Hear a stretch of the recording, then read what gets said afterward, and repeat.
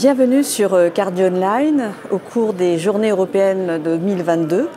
Je suis Martine Gillard, cardiologue à Brest, et j'ai le plaisir d'interviewer le professeur Alec Vahagnan qu'on ne présente plus. On va parler des guidelines, des nouvelles guidelines qui ont été présentées cet été à l'ESC sur les valvulopathies. Donc c'est un très vaste sujet, très controversé. J'aurais voulu d'abord voir quel était on parle d'un patient, tout est centré sur le patient, mais en fait, qu'est-ce que ça veut dire? Alors merci Martine de ta question. Centré sur le patient, ça veut dire qu'on va écouter le patient, comme Catherine Otto l'a dit, écouter le patient et regarder sa valve, et puis regarder le reste du patient.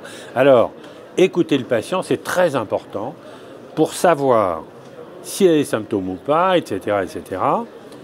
C'est au tout début du cycle.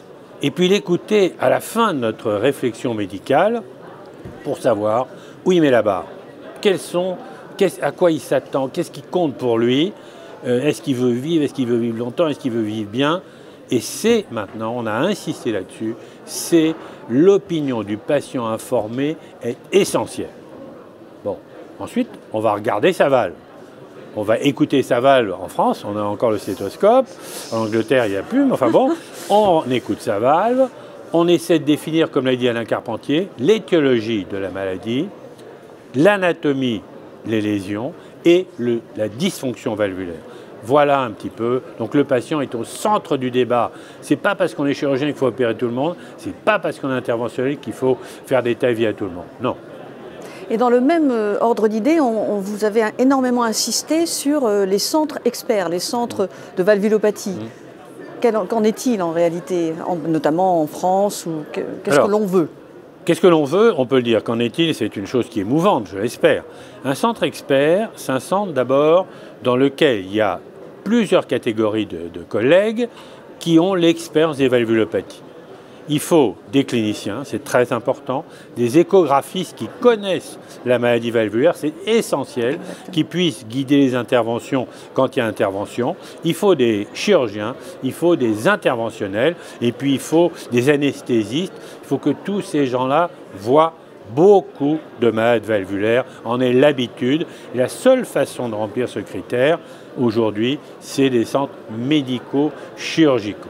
Voilà, donc c'est la plaidoirie qu'on a fait. Et au milieu de tout ça, le cœur qui bat, c'est le Heart Team. Mais le Heart Team, il ne suffit pas d'avoir les gens dont j'ai parlé, qui se regardent en chien de faïence, qui ne se parlent pas. Il faut qu'ils collaborent réellement dans un projet commun, édifié pour le bien du patient. Alors, on a vu que l'interventionnel percutané avait pris une place assez importante dans ces nouvelles guidelines. Du coup, qu'en est-il dans les différentes valves étudiées? Alors très brièvement, basé sur l'évidence, parce qu'on a de l'évidence, beaucoup d'évidence. Pour le TAVI, indiscutablement, il y a une augmentation des indications. Les patients les plus jeunes doivent rester à la chirurgie s'ils sont à bas risque. Les patients les plus âgés, on va préférentiellement au TAVI. Au milieu, il faut vraiment adapter notre choix aux caractéristiques individuelles du patient. C'est le rôle de la Heart Team, mais il faut considérer que ces deux thérapeutiques ne sont pas en opposition, mais peuvent et doivent s'additionner dans la vie du patient. Pour l'insuffisance mitrale, on n'a pas beaucoup parlé de choses nouvelles dans l'insuffisance mitrale primitive, organique, où l'interventionnel a sa place, mais seulement chez les malades très haut risque ou inopérables.